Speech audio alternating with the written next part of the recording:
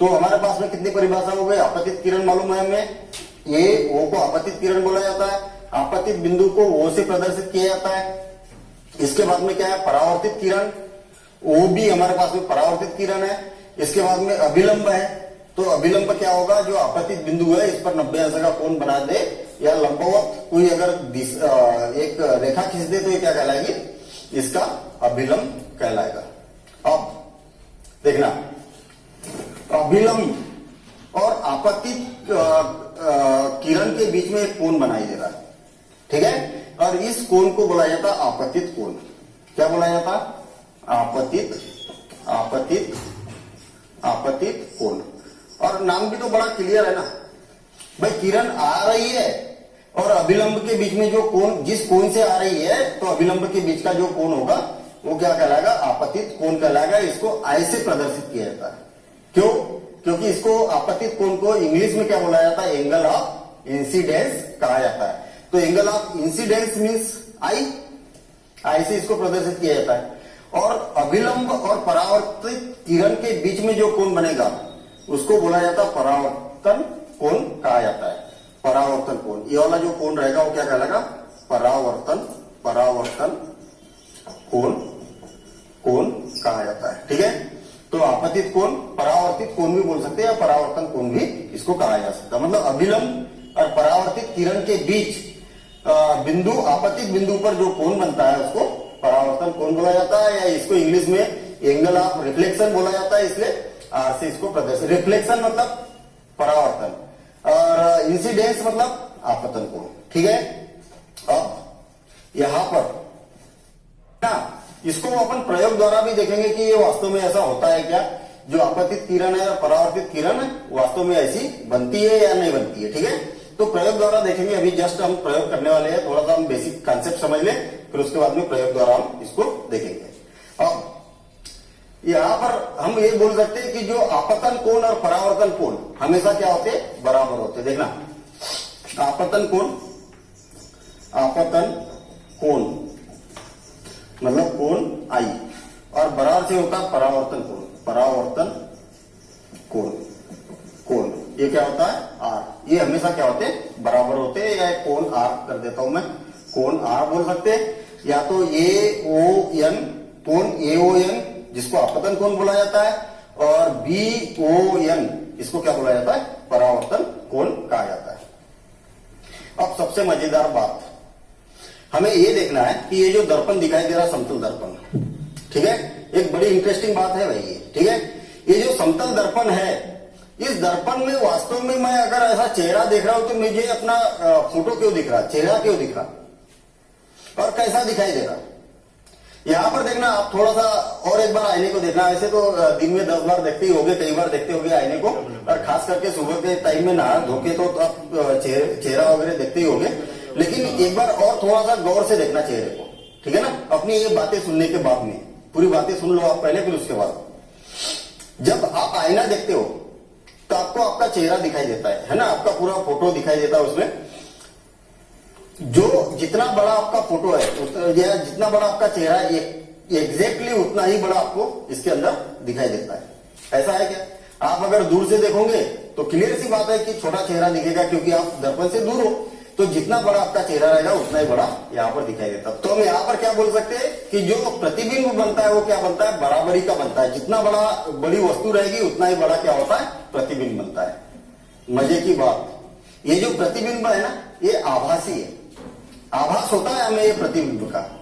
कैसे बोल रहे हैं आभासी है? अगर इस प्रतिबिंब को हमें केवल आभास हो रहा है यहाँ पर कि एक प्रतिबिंब यहाँ पर है, इस प्रतिबिंब को आप पर्दे पर कहीं पर प्राप्त कर सकते क्या? कहीं पर पर्दे पर आप इस प्रतिबिंब को दिखा सकते क्या? नहीं दिखा सकते। और जब प्रतिबिंब को पर्दे पर नहीं दिखा सकते तो इसको आभासी प्रतिबिंब बोला जाता है। दूसरे तरीके से समझते हैं, आभासी की बात हो रही है तो आभासी वास्तव में क्यों बोला जाता है? अगर मान लिया जाए कि हमारे पास में क्या है, एक समतल दर्पण है, देखना इस प्रकार से समतल दर्पण है, आभासी क्यों बोल रहे हैं इसके बारे में हम यहाँ पर समझना चाह रहे हैं, ठीक है। मान लिया जाए कि यहाँ पर कोई वस्तु रखी है, यहाँ पर पालिश नीचे की ओर है, वस्तु यहाँ पर रखी हुई है। अब वस्तु से कोई प्रकाश किरण यहाँ पर आती है सीधी, है ना, और कोई प्रकाश किरण मान लिया जाए यहाँ पर आती है, ये यहाँ पर मैंने एक प्रॉपर्टी नहीं बताई। अगर मान लिया जाए कि अगर कोई प्रकाश किरण अभिलंब से आती है तो उसी मार्ग से वापस हो जाएगी। क्यों? क्योंकि ये 90 अंश पर आएगी तो 90 अंश पर उसी मार्ग से वापस हो जाएगी। तो ये आपतित किरण हो गई और परावर्तित किरण हो गई।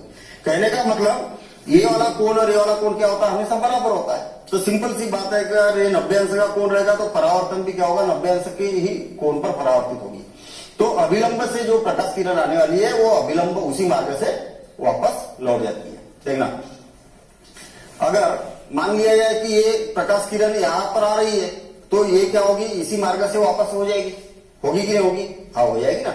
अच्छा, इसी के बाद में अगर मान लिया जाए कोई प्रकाश किरण यहां आ रही है तो प्रकाश किरण क्या होगी, उसी एंगल से इस प्रकार से वापस हो जाएगी। और सपोज करें कि ये क्या आपतन बिंदु है और यहाँ पर मैं अभिलंब बना रहा हूं, यहाँ पर क्या कर रहा हूं, इस प्रकार से अभिलंब बना रहा हूं। तो आई आपतित कोण और ये क्या हो गया, आर परावर्तित कोण। फिर से और एक बार सिंपल, ये दर्पण है, यहां से प्रकाश किरण आई है इसलिए इसको क्या है, आई बोलेंगे। आई है इसलिए आई बोलेंगे, ऐसा याद रख सकते हैं, ठीक है ना। इंसिडेंस बोला जाता है इसलिए आई बोला जाता है उसको। और यहां से परावर्तित हो गई, रिफ्लेक्स हो गई, इसलिए इसको आर बोला जाएगा। ये अभिलंब है एम और ये मान लिया जाए ये है और ये क्या है, बी है। अब कहानी तो यहां पर दूसरी है। कहानी कैसी दूसरी है, मैं दर्पण से इधर की ओर हूं, दर्पण से इधर की ओर ये कोई बिंदु है यहां पर, ठीक है। मेरा जो प्रतिबिंब बन रहा वो उतने दूर बन रहा, मतलब जितने दूर मैं दर्पण से इधर की ओर हूं मेरा प्रतिबिंब बन रहा दर्पण के पीछे। कई बार आपने देखा होगा कि दर्पण ऐसा लगा रहता, कोई चिड़िया वगैरह आती है और वो उसको टक टक टक टक करते रहती है चोट से। क्यों?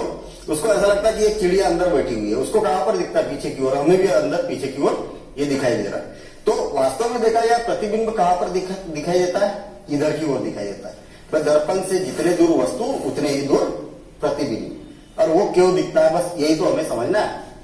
तो देखना, इसको अगर हम डैश डैश से आगे की ओर बढ़ाए, ठीक है भाई, ये क्या है, आपतित किरण है, इसको अगर हम आगे की ओर बढ़ाए इस प्रकार से, और ये जो परावर्तन के पश्चात ये वाली भी जो किरण है इसको भी हम इधर की ओर आगे की ओर बढ़ाए, तो आगे की ओर बढ़ाने पर, इस प्रकार से आगे की ओर बढ़ाने पर, और यहां से आने के बाद में जो यहां पर मिलती है तो ये क्या बनेगा, इसका यहां पर प्रतिबिंब बनते हुए प्रतीत होता है ना।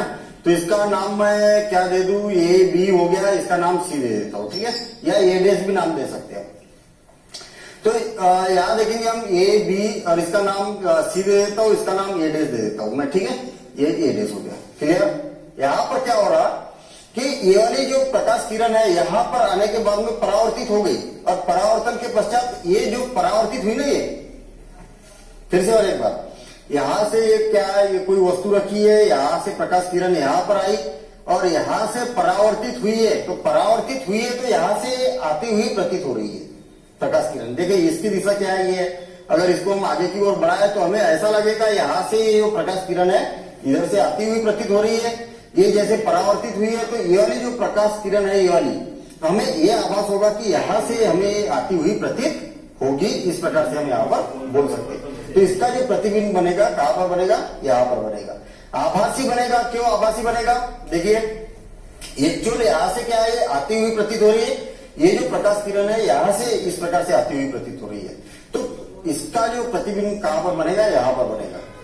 अच्छा, ये कोण आर है तो ये वाला भी कोण क्या होगा, आर होगा, क्योंकि ये रेखा और ये रेखा समांतर है, ये कोई सरल रेखा इसको तिरक काटती है, तो ये क्या हो गया, इसके संगत कोण हो गए। तो ये दोनों कोण क्या हो गए, इसके बराबर हो गए। अच्छा, यह जो प्रतिबिंब बन रहा है कैसा बनेगा, आभासी बनेगा। ये कांच के या दर्पण के क्या है, पीछे की ओर बनेगा, इस प्रकार से दर्पण की क्या है, पीछे की ओर बनेगा, सीधा बनेगा। देखना, ये जो मैं देख रहा हूं प्रतिबिंब कैसा है, सीधा है, जितने दूर मैं इसके दूर खड़ा हूं उतने दूर प्रतिबिंब बन रहा। अच्छा, इसके बाद में क्या है, समान दूरी पर बनेगा, जितने दूर खड़ा हूं उतने दूर बनेगा, बराबर भी बनेगा, ठीक है। लेकिन इसके साथ में ये बोल सकते हैं कि ये क्या है, आभासी है। आभासी क्यों है, क्योंकि इसको पर्दे पर प्राप्त नहीं किया जा सकता। अगर मैं बोलूं कि इस आईने से मैं अपनी फोटो कहीं पर पर्दे पर दिखा दूं तो इस फोटो को नहीं दिखा पाऊंगा, इसलिए क्या है, आभासी है, ठीक है, पर्दे पर इसको प्राप्त नहीं किया जा सकता।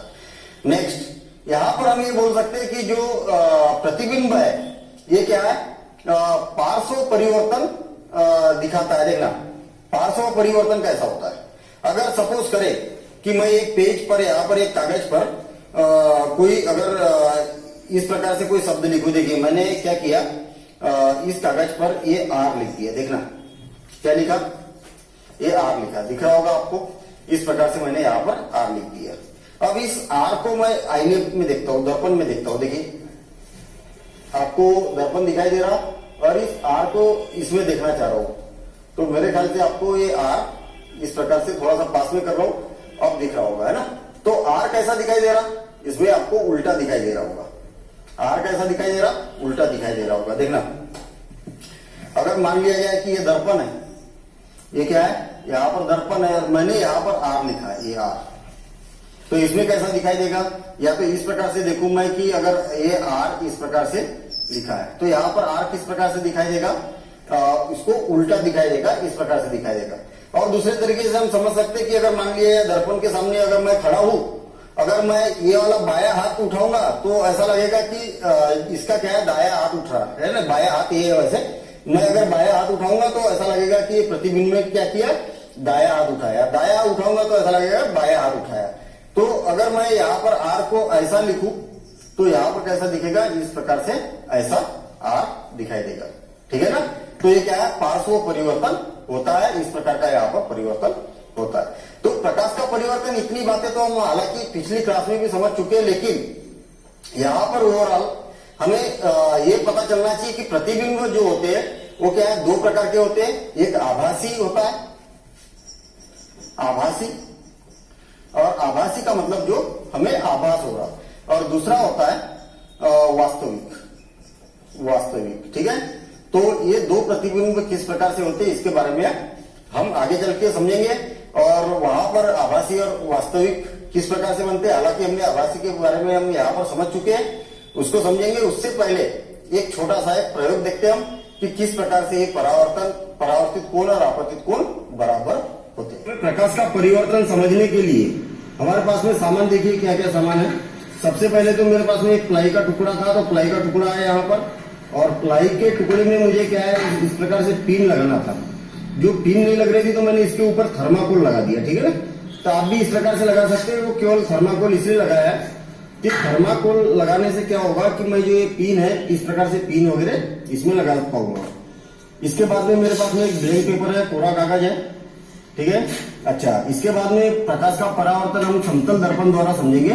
तो हमारे पास में इस प्रकार से समतल दर्पण को मैं यहाँ पर इस प्रकार से रख सकता हूँ, ठीक है। तो उसके लिए इस प्रकार से स्टैंड बनाया हुआ है, मैं अभी यहाँ पर समतल दर्पण को रख देता हूँ। और उसके बाद में हमारे पास में जो एक कोण है, कोण को मापने के लिए डी है, ठीक है। आप छोटे डी का भी उपयोग कर सकते हो, ये प्रैक्टिकल आप घर में बना के देख सकते हो। एक स्केल की जरूरत होगी, यहाँ पर एक स्केल की जरूरत है और पेंसिल की जरूरत है। इसके अलावा मेरे पास में और कुछ पिने हैं, इसमें रंगीन टॉप वाली कुछ पिने हैं। इस 3-4 पिनों की हमें 4 पिनों की कम से कम इसमें आवश्यकता होगी। तो अब ये प्रैक्टिकल स्टार्ट करते हैं और देखते हैं कि किस प्रकार से हमें यहाँ पर प्रकाश का परिवर्तन को समझ। सबसे पहले हमारे पास में जो पेज है, मैं पेज को इसमें इस प्रकार से रख देता हूँ, और पेज को रखने के बाद में पिन से इसको फिक्स कर देता हूँ। देखिए हम क्या कर रहे हैं, यहाँ से चारों कोने में पिन लगा रहे हैं ताकि ये पेज हिले नहीं। तो उसके लिए हम यहाँ पर इस प्रकार से पिन लगा रहे हैं, फिक्स कर रहा हूँ मैं, ठीक है। और एक पिन चाहिए मुझे, और ये पिन मिल गई, ये यहाँ पर मैंने इस पिन को भी लगा दिया, ठीक। अब स्केल की सहायता से हम क्या करेंगे, एक सीधी यहाँ पर लाइन खींचेंगे। तो स्केल की सहायता से और पेंसिल की हेल्प लेना है हमें, तो पेंसिल की सहायता से हम क्या करेंगे, यहाँ पर इस प्रकार से एक लाइन खींच देंगे। अभी यहाँ पर आप देख सकते हैं कि हमने क्या किया है, जो पेपर हमने वहां पर लगाया था इसमें बोर्ड में, तो उसमें स्केल की सहायता से मैंने यहाँ पर स्केल की सहायता से एक सरल रेखा खींच दी, और उस सरल रेखा पर एक बिंदु लिया हमने यहाँ पर, और इस बिंदु को बोला जाता है आपतन बिंदु, है ना। वो जैसे कि हमने अभी थ्योरी में पढ़ा था, तो इसको क्या बोला जाता है, आपतन बिंदु। मान लिया जाए कि ये क्या है, पी है, ठीक है। अच्छा, यहाँ पर इस बिंदु पी पर हमें क्या करना है, एक लंब डालना है। अब लंब कैसे डालेंगे, तो आप तो एक तो डी से भी डाल सकते हैं, ठीक है, जो चांदा होता है चांदे से भी लंब डाल सकते हैं। मेरे पास में देखेंगे कि इस प्रकार से ये चांदा है तो 90 डिग्री का इसमें कोण बना सकते हैं। और या तो फिर इसकी भी हेल्प 90 अंश का कोण बनाना है तो ये दोनों में से किसी की भी हेल्प ले सकते हैं, क्योंकि ये 90 अंश का कोण होता है। ये इसमें क्या है, ये 90 अंश का कोण होता है और इसमें भी ये 90 अंश का कोण होता है। तो आप दोनों में से किसी का भी यूज यहाँ पर कर सकते हैं। तो जो ये लंब डाला है यहाँ से, ये 90 अंश का कोण है इस सरल रेखा पर, और यहाँ से हमने क्या किया, चांदे की सहायता से 40 डिग्री का कोण बना दिया। देखिए ये जो है ये यहाँ पर क्या है, 40 डिग्री का इस प्रकार से कोण बना दिया, ठीक है। तो 40 डिग्री का जो कोण बनाया किसकी हेल्प से बनाया हमने, चांदे की सहायता से, हमने डी की सहायता से इससे 40 डिग्री का कोण बना दिया। अब यहाँ पर हम ये देखना चाह रहे हैं कि आपतन कोण और परावर्तन कोण किस प्रकार से हम यहाँ पर प्रयोग द्वारा देख सकते हैं। देखेंगे कि हमें यहाँ पर ये पता चल गया कि ये कितने 40 डिग्री का कोण है, ठीक है। और प्रकाश किरण यहाँ से आपतित हो रही है और यहाँ से आपतित होने के बाद में परावर्तन के पश्चात हमें मालूम है कि जो अपना यहाँ पर दर्पण है, दर्पण से परावर्तित होकर इधर से समान अभिलंब से समान कोण बनाते हुए परावर्तित होने वाली है। तो मेरे पास में पिने हैं, तो इन पिनों का उपयोग करेंगे हम। देखिए इसमें से मैं एक पिन निकाल रहा हूं और इसको क्या करना है, हमें इस पिनों को ये यहाँ पर लगाना है। इस प्रकार से एक पिन लगा दी मैंने और इसी प्रकार से 2 पिन लगा दी, ठीक है। 2 पिन सफिशिएंट है, आप चाहो तो 3 पिन लगाओ, कोई दिक्कत नहीं है, ठीक है। तो 2 पिन सफिशिएंट है और 2 पिन लगाने के बाद में मैं इसमें से और 2 पिने निकाल लेता हूं और फिर उसके बाद में हम एक प्रैक्टिकल स्टार्ट करेंगे।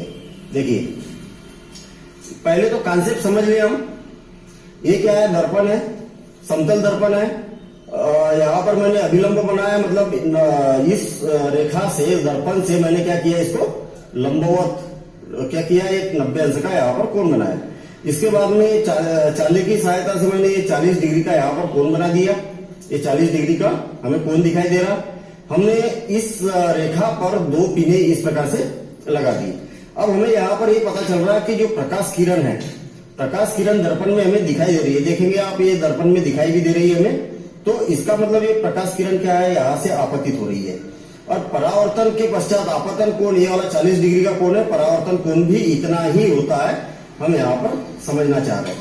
अब आप यहाँ पर देख सकते हैं कि मैं इसको इस एंगल से देख रहा हूँ, ठीक है, इस एंगल से देख रहा हूं। और ये पिने क्या है, एक लाइन में जब दिखने लगेगी तो इस लाइन में हम क्या करेंगे, 3rd पिन लगा देंगे। देखेंगे जब ये पिने जब एग्जैक्ट एक ही लाइन में दिखने लगेगी तो हम क्या करेंगे, यहाँ पर इस प्रकार से जब ये तीनों पिने एक लाइन में दिखेगी, ये प्रैक्टिकल ऐसा है ना कि आप घर में भी बना के देख सकते। देखें 1 मिनट, आप अब देख रहे होंगे कि ये जो पहले की जो 2 पिने थी और ये तीसरी पिन आपको सीधी रेखा में दिखाई दे रही है, ठीक है। अब इसी प्रकार से मैं चौथी भी पिन ले रहा हूं। चौथी पिन लेने से क्या है, अपनी थोड़ी एक्यूरेसी बढ़ जाएगी और चारों पिने जब एक सीधी रेखा में आएगी तो इस प्रकार से हम क्या करेंगे, इस प्रकार से चारों को मिलाते हुए इस प्रकार से हम क्या करेंगे, ये यहां से देख सकते हैं आप। यहां से आप देखेंगे कि ये जो चारों की चारों पिने है ना, आपको एक एक पिन दिख रही होगी, है ना। ये जो चारों की चारों पिने है ना, ये एक सीधी रेखा में यहाँ पर दिखाई दे रही है। 1 मिनट, थोड़ी तिरछी लग गई है, तो आपको सावधानी रखना है कि चारों पिनों क्या है, एक सीधी रेखा में प्राप्त होने वाली है। अब इसके बाद अपना ये प्रैक्टिकल लगभग ओवर हो गया और इसको हम प्रैक्टिकल को समझेंगे। अब क्या कर रहा हूं मैं कि ये जो पिने थी, इन पिनों को मैं निकाल लेता हूं और जहां पर मैंने पिने लगाई थी वहां पर एक पेंसिल से इस प्रकार से सर्कल, मैं पेंसिल इसलिए लगा रहा हूं कि ताकि थोड़ा सा डार्क दिखे, ठीक है। और यहाँ पर भी हम क्या करते, सर्कल लगा देते और यहाँ पर भी रखी थी हमने पिन, यहाँ भी सर्कल लगा देते और यहाँ पर भी एक सर्कल लगा देते। और सर्कल लगाने के बाद में मैं अब दर्पण को हटा देता हूं और यहां से आप देखेंगे कि मैंने दर्पण को हटा दिया और स्केल की सहायता से ये जो इसका दर्पण का P बिंदु था। अब इस P बिंदु से हम इन तीनों को मिला देते। कहने का मतलब इस बिंदु से इसको मिलाना है और ये दोनों को तीनों को मिलाते हुए एक हमें सरल रेखा खींचना है। देखेंगे कि हम एक सरल रेखा मिलाएंगे तो इस प्रकार से तीनों एक ही रेखा पर इस प्रकार से मिल रही है, ठीक है। और तीनों को मिलाते हुए रेखा खींच देंगे। तो इस प्रकार से हमने क्या किया, ये एक सरल रेखा खींच दी। अब सिंपल सी बात, इसको हम समझते हैं कि ये क्या है, हमने पॉलिश किया हुआ दर्पण का ये वाला भाग था, ठीक है। ये वाला क्या था, समतल दर्पण था। समतल दर्पण पर हमने क्या किया, एक बिंदु लिया।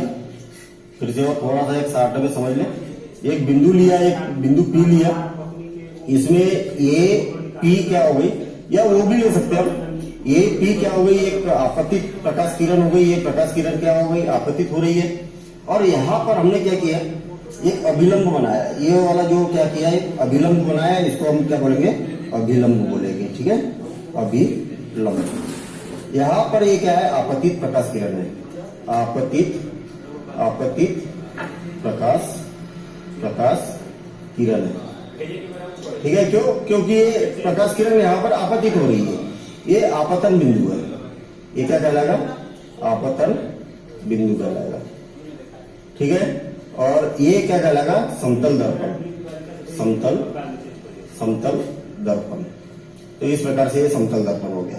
और हमने यहाँ पर ये इस प्रकार से दो पिने हमने लगाई थी। तो दो पिनों की जो पोजीशन थी, ये दोनों पिनों को हमने क्या किया, आपतन बिंदु से स्केल की सहायता से मिला दिया। अब हमें क्या होना चाहिए कि हमें मालूम है कि ये वाला कितने 40 डिग्री का कोण है, तो ये वाला भी कितना डिग्री का कोण होगा, 40 डिग्री का ही कोण होगा। अभी मापेंगे, हम देखेंगे कि 40 डिग्री का है या नहीं है। अच्छा, ये वाला जो कोण कहलाएगा, ये क्या है, आपतन कोण कहलाएगा, आपतन कोण। अच्छा, इसके बाद में ये क्या कहलाएगा, परावर्तन कोण कहलाएगा, परावर्तन कोण, ठीक है। तो इस प्रकार से हम यहाँ पर इसको समझ सकते हैं। ये क्या कहलाएगा, इसका अभिलंब कहलाएगा।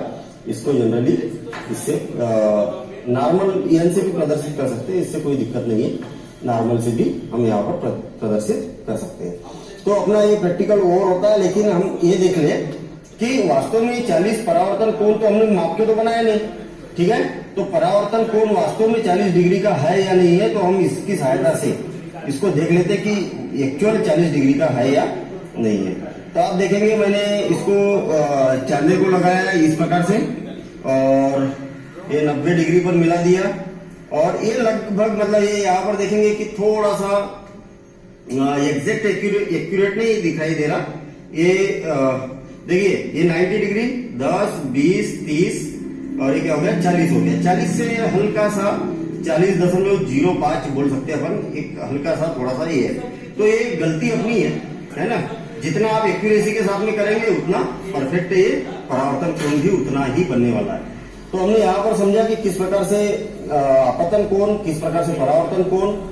तो यहाँ पर हमें ये पता चला कि कोई भी प्रकाश किरण जब दर्पण पर आपतित होती है तो आपतन बिंदु से क्या होती है, परावर्तन के पश्चात अभिलंब से जिस कोण से आपतित होती है उसी कोण से परावर्तित होती है। आपतन कोण को I से प्रदर्शित किया जाता है और परावर्तन कोण को R से, मतलब रिफ्लेक्शन होता है ना, इसलिए रिफ्लेक्शन इंग्लिश में बोला जाता है, इसलिए R से इसको प्रदर्शित किया जाता है। तो ये इंसिडेंट हो गई तो ये I से प्रदर्शित किया जाएगा। तो इस प्रकार से हमें इस प्रैक्टिकल को समझ सकते हैं।